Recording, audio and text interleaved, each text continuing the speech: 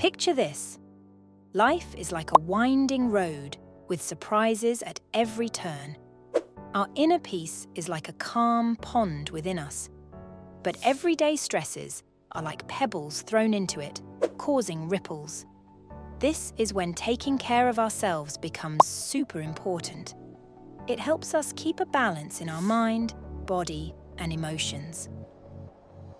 Think about the old ways of staying mindful that have been around for ages, like those peaceful gardens in the East, where every detail is carefully arranged to help you feel calm inside. That's what self-care is all about. It's like a timeless tradition, urging us to discover peace even when life gets chaotic. Starting the journey of self-care is like setting off on a personal adventure. Kind of like how everyone's fingerprints are different, it's like making a beautiful picture using the things that make us who we are, our needs, wants, and how we live day to day. P. Jeremy Dew, who knows a lot about mental health, says that self-care is all about recognizing what we need and doing things that really feel right for us. Let's take a look back in time, when philosophers such as Seneca and the Stoics talked a lot about knowing yourself and finding peace within. Their ideas still influence how we think about self-care today. It's all about recognizing that each person's journey is special, and we can learn from both modern thinkers like Dew and the wise folks who came before us, paving the way to understanding ourselves better. Creating your self-care plan. Think of it like making a special map just for you, one that shows you how to take care of yourself. To start, here are some important things to keep in mind. 1. Reflection. Think about what you're doing. Are the things you want to do going to fit well with your life? Think about what mindfulness experts like Jon Kabat-Zinn say. He's made it popular to really pay attention to what's happening around us and be in the moment, which is a way to take care of ourselves. 2. Mindfulness of resources. Make sure the things you do to take care of yourself help you feel refreshed, not stressed about money. Think about the ideas of scarcity and abundance. It's about using what we have, like money, and how we feel, in a smart way, so we can feel happier and less worried. 3. Balance. Be careful not to overdo it with self-care until you're worn out. Real self-care means finding a good balance where you take time to relax and think. Think of balance like the yin and yang symbol, which shows how things need to be just right for harmony. It's about making sure you don't do too much or too little when you're taking care of yourself. 4. Consistency. Think of self-care like a river that always flows steadily. It's best when it's something you do regularly, like a habit that helps you through good times and bad. Just like how nature keeps its rhythm, with seasons changing or the moon's cycle. It's important to make self-care a part of your everyday routine, something you always do without fail.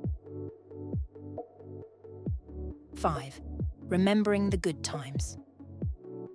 Think back to the times when you felt really happy and calm. Those memories can help you find things to do now that bring back that same sense of peace. Think about the idea of anamnesis from Plato. It's about how remembering past times when you felt good can help you feel better now and in the future.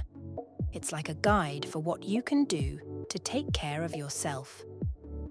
Taking care of your body. Pay attention to your body's needs. Make sure you get enough sleep, eat good food, and stay active. These are the basics of taking care of yourself. People have known this for a long time, like the Romans with their baths or the Ayurvedic practices in India. They understood that being physically healthy is key to being healthy overall, and that idea still matters in self-care today. Taking care of your mind. Do things that help you relax and manage stress. Set limits on things that make you feel overwhelmed, and keep learning and growing. Think about the Renaissance, a time when people were really curious and interested in learning new things. It shows how important it is to keep our minds busy and growing as part of taking care of ourselves. And if you need it, therapy can be a safe place to talk about your thoughts and feelings. Understanding your feelings. Pay attention to how you feel. Doing things like being aware of your emotions and spending time with people who support you can help you feel better. Think about the Romantic era, a time when people really appreciated emotions and how deep they can be. It shows us that exploring and expressing our feelings can be a big part of taking care of ourselves. Bringing it all together.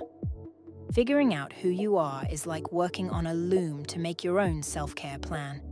When you know what you need and take care of yourself in your own way, you'll have a plan that changes and grows with you. Just like a skilled weaver combines different threads to make a beautiful picture, we also mix different ways to take care of ourselves to stay healthy. It's about understanding that lots of things affect how we feel. Imagine the change.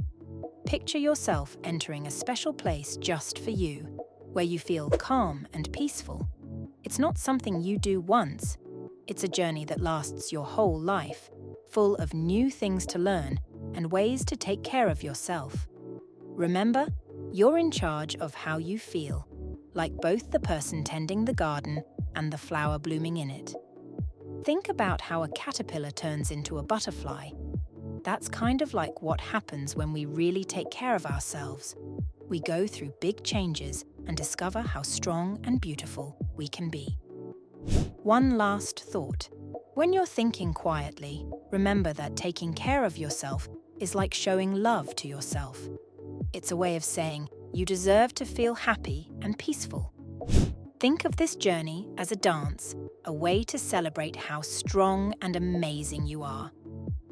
Like and subscribe and light up your journey with more tips, tricks, and insights for your radiant inner glow.